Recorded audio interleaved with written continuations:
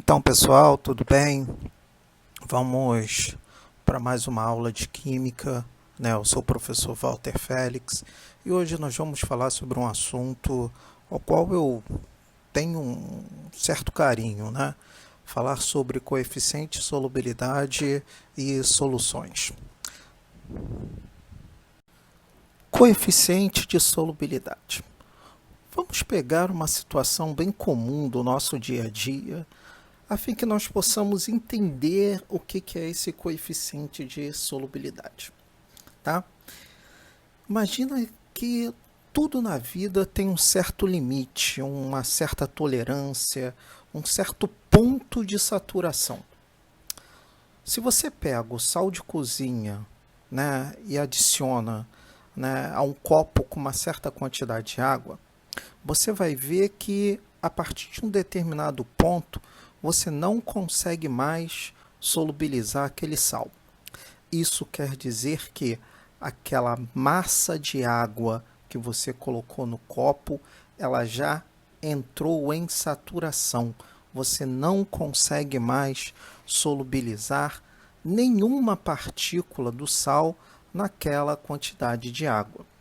Isso tem a ver diretamente com a capacidade da água de separar um cristal de cloreto de sódio do outro e promover a sua dissociação. Isso é um fenômeno, né, que inicia, né, com interações químicas e passa para a formação de uma camada, uma esfera, né, de solvatação que se forma ao redor de um cristal de cloreto de sódio ou, né, uma esfera de solvatação que envolve alguns cristais de cloreto de sódio. Isso está diretamente ligado com a quantidade de água que você tem no copo. Se você tirar a água, você pode imaginar que seja um material solubilizante e um material a ser solubilizado. Mas além da quantidade do solubilizante, existe também um fator importante, que não é diretamente proporcional, ou, na grande maioria das vezes, não é diretamente proporcional. Estamos falando da temperatura. Quando eu consigo relacionar a temperatura com a quantidade de material a ser solubilizado em um certo solubilizante, eu tenho o que nós chamamos de curva de solubilidade. E essa curva de solubilidade, ela varia, né, de acordo com a temperatura, de forma crescente ou de forma decrescente.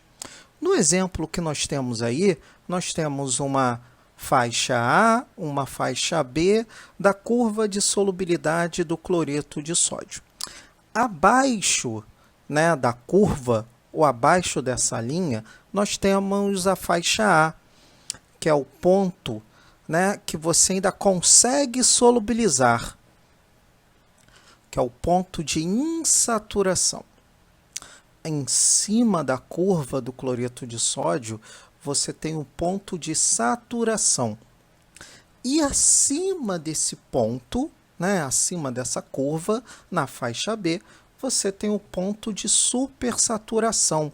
É nesse ponto que você começa a observar que materiais vão se depositando no fundo do recipiente.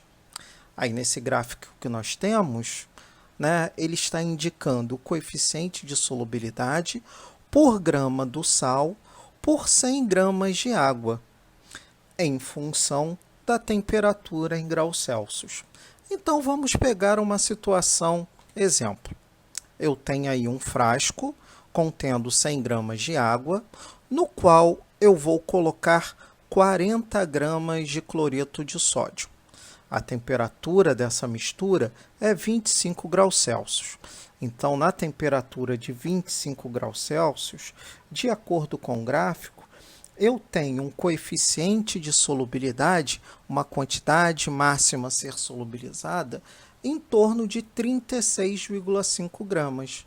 Então, eu posso dizer que em 100 gramas de água na temperatura de 25 graus Celsius, eu consigo solubilizar 36,5 gramas de cloreto de sódio. E 3,5 gramas de cloreto de sódio não serão solubilizados e ficarão no fundo do recipiente, né, no que nós chamamos de corpo de fundo. De maneira bem geral, né, o coeficiente de solubilidade pode ser definido como a maior massa solubilizada a uma dada temperatura e uma certa quantidade padrão do solvente. Essa quantidade padrão de solvente geralmente é expresso em 100 gramas ou 100 ml do solvente ou material solubilizante, mas nada impede que o valor seja diferente. Vamos pegar aí na figura um exemplo, né? Nós temos um frasco contendo 1 litro de água a uma temperatura de 15 graus Celsius. Nesse frasco eu vou introduzir 400 gramas de cloreto de sódio. A figura apresenta para a gente uma situação extremamente comum. Eu tenho no fundo do recipiente 20 gramas de cloreto de sódio e ele diz que misturado com a água eu tenho 380 gramas de cloreto de sódio. Se eu promover um processo de aquecimento, o meu coeficiente de solubilidade ele irá mudar, porque é a maior massa solubilizada a uma dada temperatura. Então, se eu passo para a temperatura de 40 graus Celsius, como eu observo aí no meu gráfico, na minha figura, eu não vejo mais material depositado no fundo do recipiente. A minha solução ela é completamente solúvel, ou o meu sal ele é completamente solúvel. O coeficiente de solubilidade, muito embora seja diretamente proporcional à quantidade de solvente ou material solubilizante, ele tem uma dependência muito grande da temperatura. Por isso, nós podemos expressar o coeficiente de solubilidade, né, abreviado por CS, em função da temperatura. No gráfico que é apresentado aí na figura, nós temos 6 sais e a avaliação, né, da solubilidade desses sais em função da temperatura. Observem que 3 sais eles têm um destacamento. São eles o nitrato de amônio, o nitrato de potássio e o nitrato de sódio. Nesses 3 sais, o aumento da temperatura causa um aumento grande do grau de solubilidade ou do coeficiente de solubilidade. No entanto, outros 3 sais, né, que são o cromato de potássio, o cloreto de sódio e o clorato de potássio, essa variação de solubilidade já não é tão grande em função da temperatura. No entanto, todas essas curvas apresentam um crescimento, mesmo que mínimo, em função da temperatura.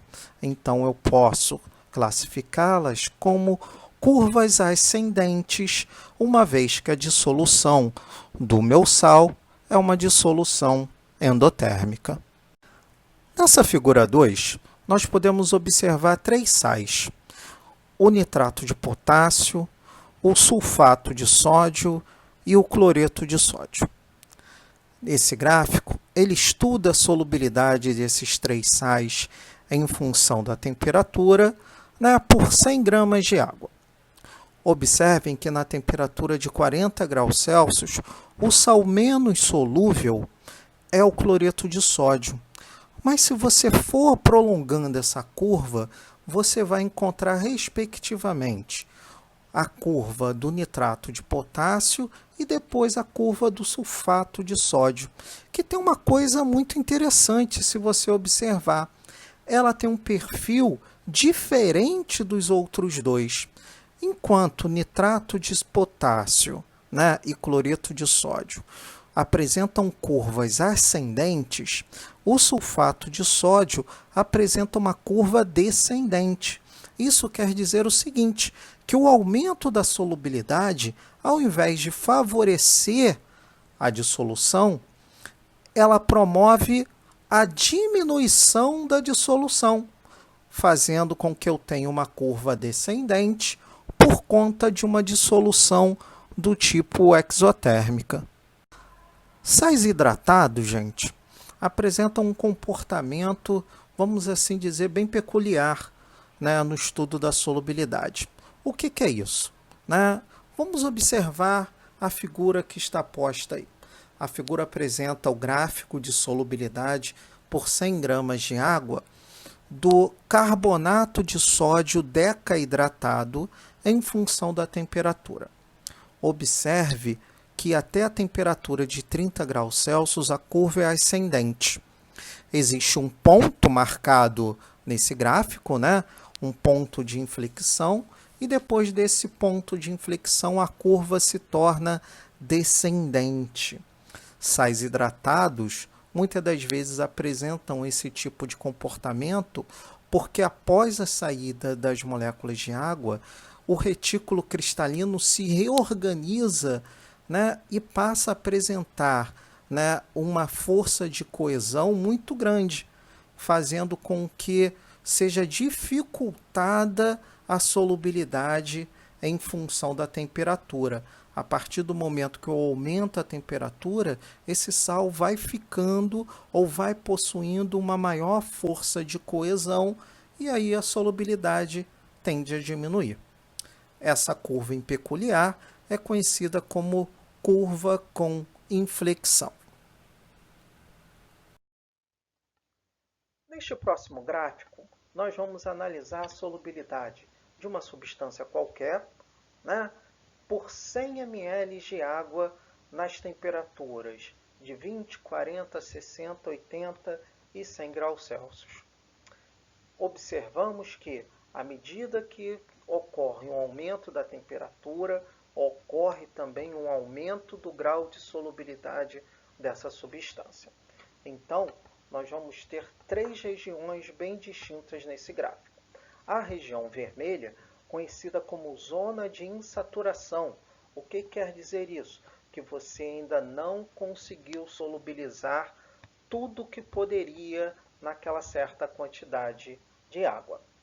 Nós temos em cima da curva o ponto de saturação. Quer dizer o seguinte: você alcançou o máximo de solubilidade para aquele material naquela certa quantidade de água. No nosso exemplo, 100 ml de água. A partir daquele momento, você não tem mais solubilidade. E nós temos ainda, acima da curva, duas situações distintas que podem acontecer. Se a minha solução permanecer homogênea, eu tenho uma zona de supersaturação. Se a minha solução, se a minha mistura, ela ficar heterogênea, nós temos uma zona de saturação. Vamos falar um pouco da solubilidade de líquidos em líquidos. Não é muito comum de cair em concursos ou cair, né, em avaliações, mas o que pode acontecer? Quando eu tento solubilizar um líquido em outro líquido, esse tipo de interação é favorecida porque eles estão no mesmo estado físico e o tamanho da partícula é menor, né? Ela está mais afastada uma da outra. No entanto, o aumento da temperatura pode fazer com que ocorram formas, né? Ou melhor, né? Pode fazer com que ocorra a formação de curvas de convecção e essas curvas de convecção favoreçam a solubilidade de um líquido no outro. Pode acarretar também de você ter o contrário. A formação de curvas de convecção no interior do líquido podem favorecer o surgimento de vapores. E desses vapores eu tenho a diminuição da solubilidade.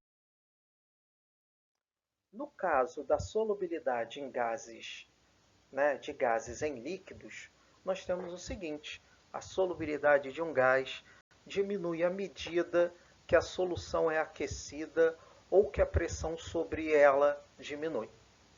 Isto é mais fácil você solubilizar um gás em temperaturas mais baixas ou sobre alta pressão.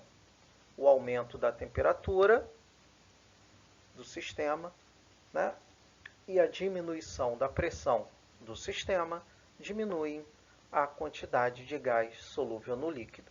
Isso explica por que refrigerantes ou água mineral com gás, né, em temperaturas mais altas, elas têm um deslocamento de gás muito mais acentuado do que quando esse líquido apresenta uma temperatura menor.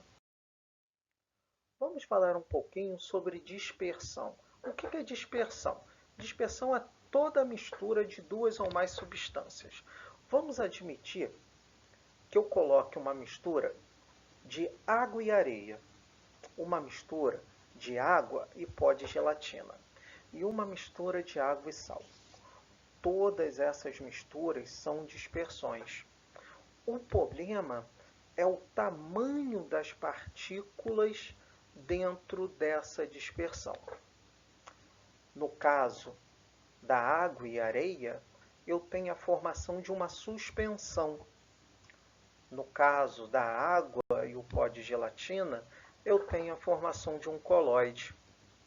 No caso da água e do sal, eu tenho a formação de uma solução. Vamos ver cada caso especificamente. O que define se determinada mistura é uma suspensão, uma dispersão ou solução, como eu havia dito para vocês, é o tamanho da partícula dispersa. Na suspensão, essa partícula ela é maior do que 1000 nanômetros.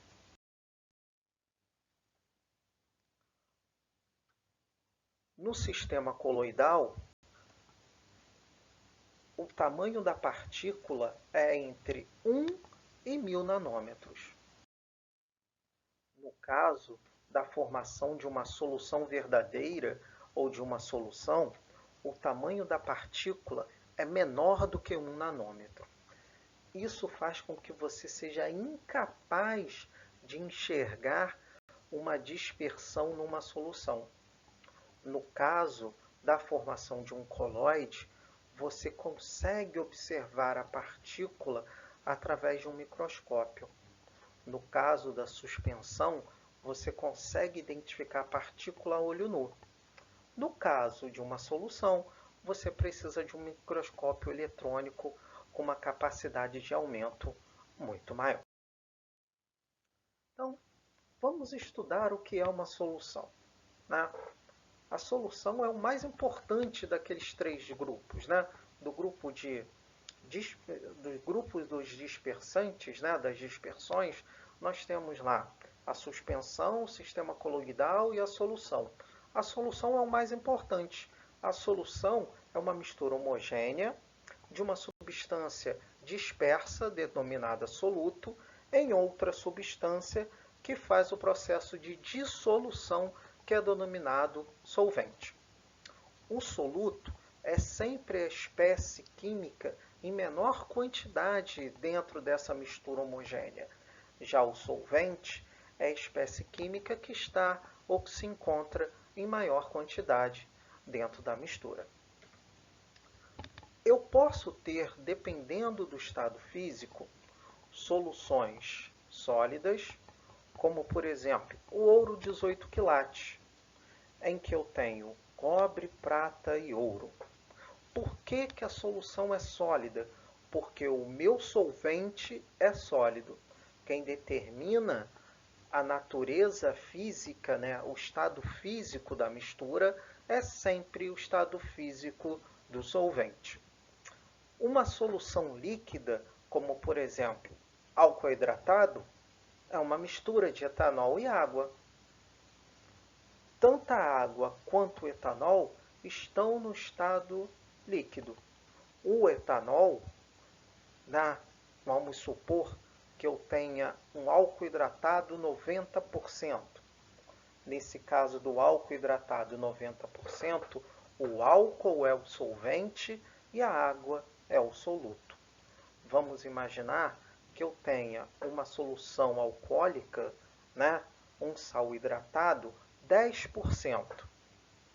Isso quer dizer que eu tenho 10% de álcool, então ele é o soluto, e 90% de água, então ela vai ser o solvente. Solução gasosa é quando o solvente se encontra no estado gasoso.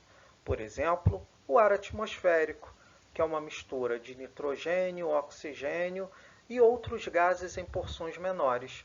Como o nitrogênio é o maior participante do ar atmosférico e ele se encontra no estado gasoso, a mistura é uma mistura gasosa. Eu tenho, nesse caso, uma solução gasosa. Vamos continuar, né? Toda solução é composta. Vamos pegar situações específicas, né? Vamos imaginar que nós estamos fazendo um exercício. Eu vou pegar um recipiente e vou colocar 200 ml de água.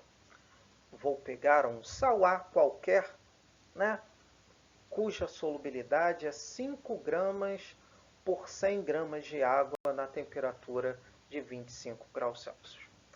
Se o volume de água é igual a 200, a massa máxima solubilizada será proporcional não mais a 100, mas sim a 200.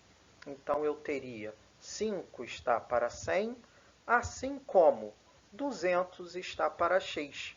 E o meu valor de x, né, como 200 é o dobro de 100, o meu valor de x será o dobro de 5, no caso, 10 gramas. Então, nessa situação, consigo solubilizar até 10 gramas da substância A. Então, eu vou lá e coloco 3 gramas do meu sal. 3 gramas é menor do que 10. Então, quando eu observo a solução, eu não vejo a formação de cristais dispersos. E como a minha massa solubilizada é menor do que o coeficiente de solubilidade, eu vou dizer que eu tenho uma solução insaturada. Vamos agora para uma situação 2, gente. Classificação das soluções, solução saturada. A solução saturada é aquela em que a massa do sal é igual ao coeficiente de solubilidade a uma dada temperatura em função de uma certa quantidade do material solubilizante. No caso, eu tenho uma solução composta por 200 ml de água, né, para um sal A medido a 25 graus Celsius, cuja solubilidade é 5 gramas por 100 gramas de água. Se eu dobrar o volume de água, isto é, utilizar, como eu coloquei, 200 ml, a massa máxima solubilizada ela não será mais proporcional a 100, mas sim proporcional a 200. Se 5 gramas é proporcional a 100, né, 10 gramas será proporcional a 200. Quer dizer que em 200 ml de água eu consigo solubilizar até 10 gramas desse sal A. Então, eu adiciono 10 gramas do sal A, que é exatamente a massa, né, máxima a ser solubilizada nessa dada temperatura, né, em função da quantidade do líquido. Observamos, então, que não há formação de depósito. Por que não há formação de depósito? Porque eu adicionei exatamente a quantidade limite do sal A em função, né, da temperatura e do volume do solvente. Nesse caso, eu digo que eu tenho uma solução saturada. Vamos agora para uma situação 3, um caso específico de solução saturada em que a massa do sal é maior do que o coeficiente de solubilidade. Novamente, eu tenho 200 ml de água, correspondente, né? Eu vou tentar solubilizar um sal A, cujo coeficiente de solubilidade é 5 gramas por 100 gramas de água, né, numa temperatura de 25 graus Celsius. Como eu estou utilizando 200 ml de água, isso quer dizer que eu consigo solubilizar até 10 gramas desse sal A. Então, vou lá, coloco 10 gramas desse sal A. Quando eu observo o aspecto da minha solução, observo que ela é completamente homogênea. Mas, se no entanto eu adicionar mais 3 gramas do sal A, eu passo a ter um sistema heterogêneo, porque eu observo no fundo do recipiente a formação de sais ou um acúmulo de sais não solubilizados. Então eu digo que eu tenho 3 gramas de precipitado ou 3 gramas, né, de material de corpo de fundo. Mas essa solução, ela continua sendo uma solução saturada, porque eu consegui solubilizar a quantidade máxima de sal A numa dada temperatura, né, de acordo com um certo volume do solvente. Vamos agora a uma situação mais atípica ainda. É a solução supersaturada ou solução instável, né? Vamos observar aí o meu sistema. Eu tenho, né, uma placa de aquecimento na temperatura de 25 graus Celsius, né, um recipiente contendo 200 ml de água, né, um sal A, cujo coeficiente de solubilidade é 5 gramas por 100 gramas de água, na temperatura de 25 graus Celsius. O que vai acontecer? Eu vou aquecer, né, essa solução, eu vou aumentar a temperatura da minha placa de aquecimento agora para 45 graus. Em 45 graus Celsius, a massa solúvel máxima, ou o meu grau máximo de solubilidade, é 8 gramas por 100 gramas de água.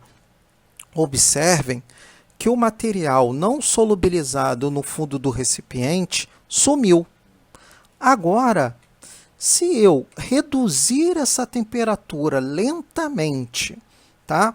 Conseguir voltar para 25 graus Celsius e não ocorrer a formação de um novo depósito, isto é, a minha solução manter-se homogênea, eu terei, nesta situação, uma solução supersaturada, indicando que eu tenho mais material solubilizado do que indica o meu coeficiente de solubilidade naquela temperatura e naquele certo volume de água.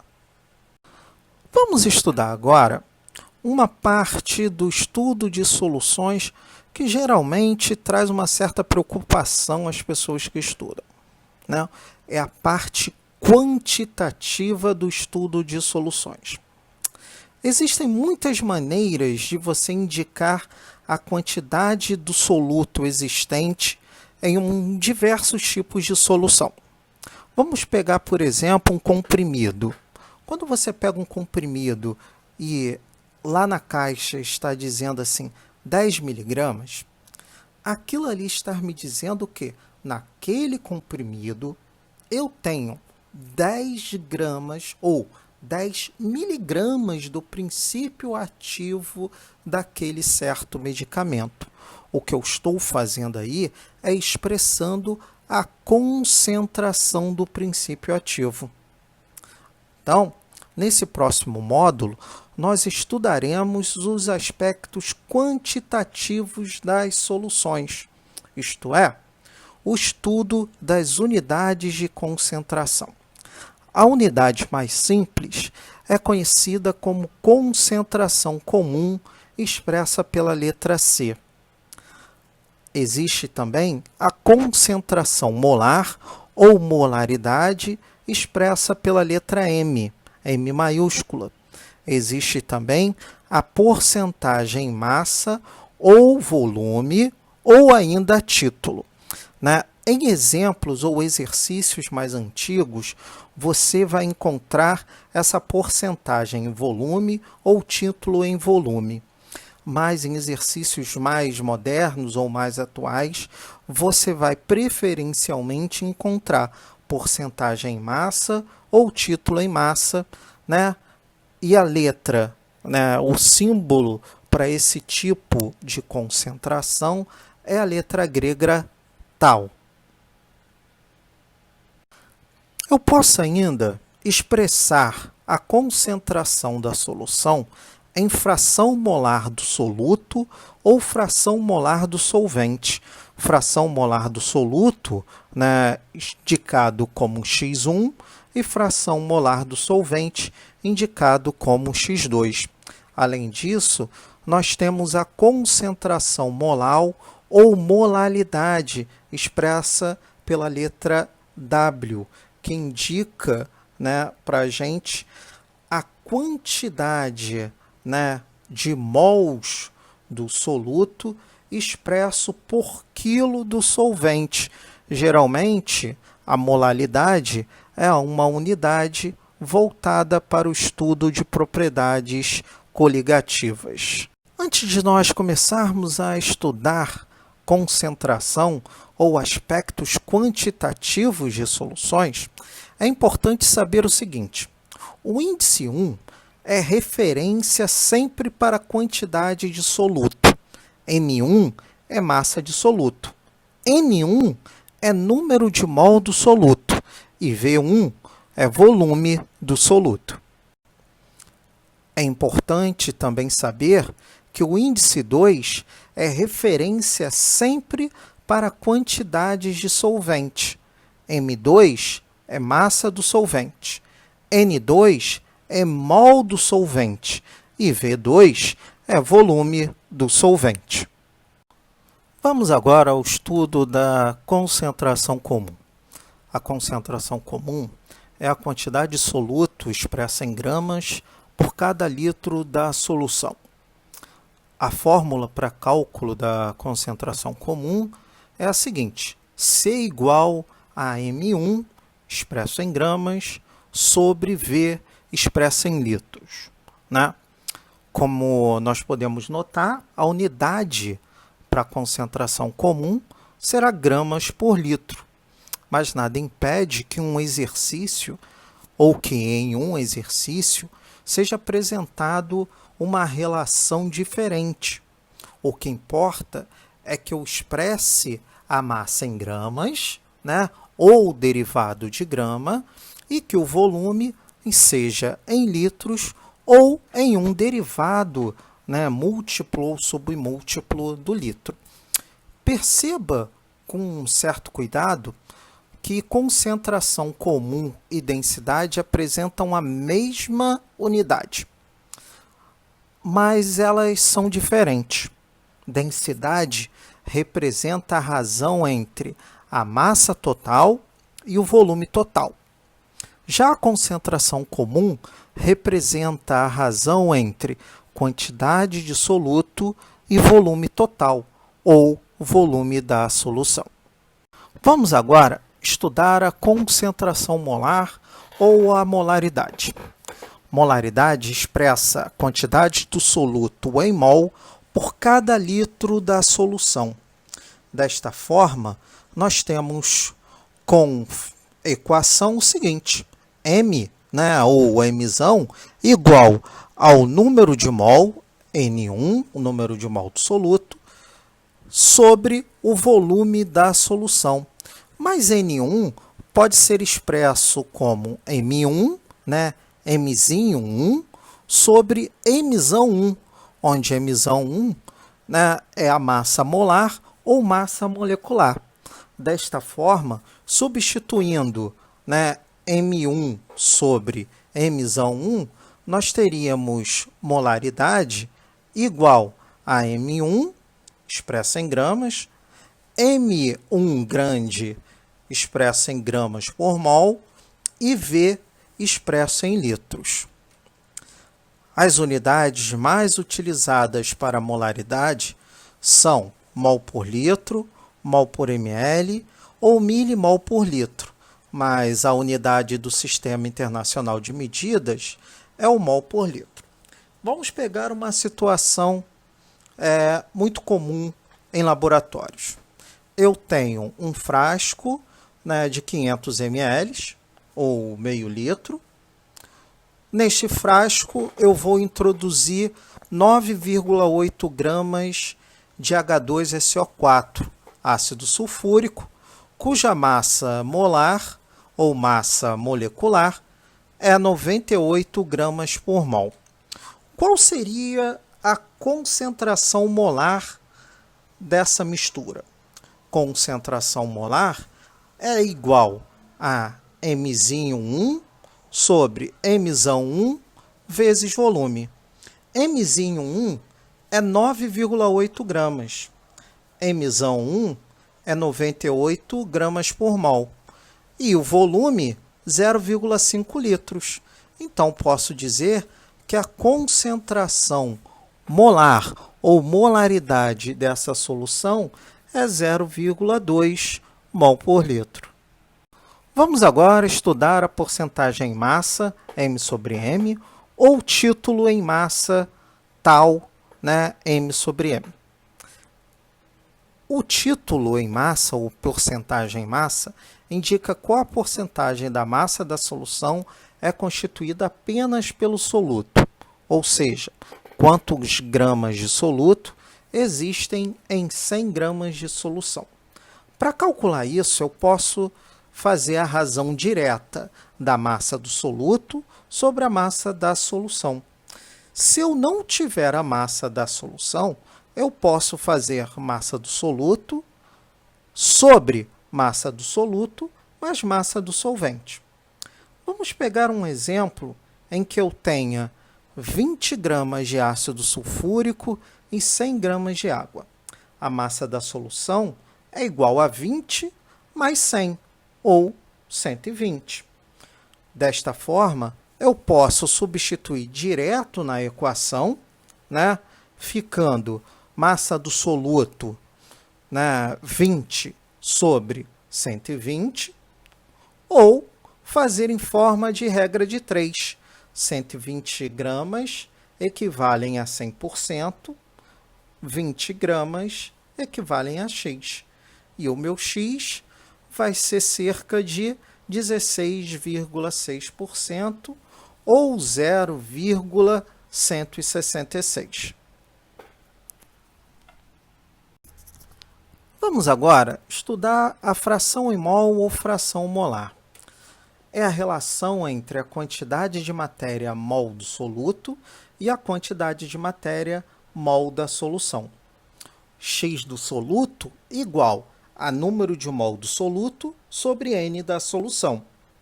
X do solvente igual ao número de mol do solvente sobre número de mol da solução. X da solução é o somatório do X do soluto mais X do solvente, sendo que número de mol é massa sobre massa molar. Desta forma, eu posso fazer X1 igual a N1 sobre N1 mais N2 e X2 igual a N2 sobre N1 mais N2. Vamos pegar um exemplo. Eu tenho 98 gramas de ácido sulfúrico e 162 gramas de água. Nesta relação, eu tenho um X do soluto equivalente a número de mol do soluto é massa sobre massa molar. Então, a massa é 98, a massa molar 98. Logo, o número de mol dá 1. Número de mol da solução é igual a número de mol do soluto mais número de mol do solvente. Então, eu tenho 98 sobre 98 mais 162 sobre 18. O resultado dessa soma é igual a 10. Então, tenho um X do soluto, ou fração molar do soluto, igual a 1 sobre 10, ou 0,1. Como o meu total equivale a 1, o x do solvente vai ser igual a 1 menos 0,1, ou fração molar do solvente igual a 0,9. Concentração molar ou molalidade, expresso pela letra W, é a quantidade de soluto em mol para cada quilograma do solvente. Essa definição, né, matematicamente, ela pode ser escrita como N1, expressa em mol, sobre M2, expressa em quilo. Né? Então, a unidade da molalidade é mol por quilo ou molar. Mas olha só, geralmente eu não trabalho com massa em quilo. Eu trabalho com massa em grama. A massa em quilo, na verdade, é a massa em grama dividido por 1000. E o número de mol do soluto é M1, né? Mzinho 1 sobre Mzão 1. Logo, eu posso escrever que a molalidade é igual a M1 sobre Mzão 1 vezes M2, massa do solvente, sobre 1000. Reescrevendo a equação, eu tenho molalidade igual a 1000 vezes M1, expressa em gramas, sobre Mzão 1, expresso em grama por mol, e M2, expresso em grama. Concentração em partes por milhão. Quando você tem uma solução muito diluída mesmo, em que a relação soluto-solução é um número muito pequeno, é mais conveniente você expressar essa concentração em partes por milhão. Da seguinte maneira, concentração em partes por milhão, ela equivale à massa do soluto, expressa em miligrama, sobre massa da solução, expresso em quilos. Ou, né, concentração em partes por milhão, expresso em volume do soluto em centímetro cúbico sobre volume da solução em metros cúbicos. A utilização da concentração em partes por bilhão passou a ser algo muito comum em reportagens de jornal ou internet. Por que isso? Porque de forma ambiental, ou né, a poluição ambiental é expresso em partes por bilhão. Neste caso, eu tenho concentração em porcentagem. Se eu multiplicar essa concentração em porcentagem por 10.000, ou 10 à quarta, eu chego à concentração em partes por milhão. Se eu pegar a concentração em partes por milhão e multiplicar por 1000, ou 10 a 3, eu vou encontrar a concentração em partes por bilhão. Se eu tiver a concentração em partes por bilhão e quiser converter em ppm, basta que eu divida por 1000. Se eu quiser transformar ppm em porcentagem, basta que eu divida por 10 à quarta. Perceba que existe uma relação entre as unidades de concentração comum e molaridade. Concentração comum é igual a M1, Mzinho 1 sobre V. Concentração molar ou molaridade é igual a Mzinho 1 sobre Mzão vezes volume em litros. Repare que M1 sobre V se repete nas duas equações. Desta forma, eu posso dizer que molaridade igual a concentração comum sobre massa molar do soluto, ou escrever que a concentração comum é igual a molaridade vezes massa molar do soluto ou massa molecular do soluto.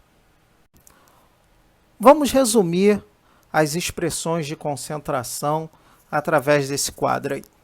Eu tenho aí concentração comum, o símbolo é C, A fórmula é M1 sobre V e a unidade é grama por litro. Molaridade ou concentração molar. Concentração molar.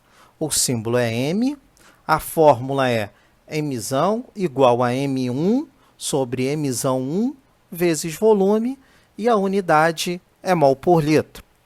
Título em massa é igual a massa do soluto sobre massa do soluto mais massa do solvente e a unidade é adimensional ou não tem unidade. Título em volume é igual a volume do soluto sobre volume do soluto mais volume do solvente. Continuando o nosso resumo de concentrações, fração molar do soluto, X1, igual a N1 sobre N1 mais N2. Fração molar do solvente, X2, igual a N2 sobre N1 mais N2. Molaridade, W, igual a 1000 vezes M1 sobre M1 vezes M2. E a unidade é mol por quilograma ou molar.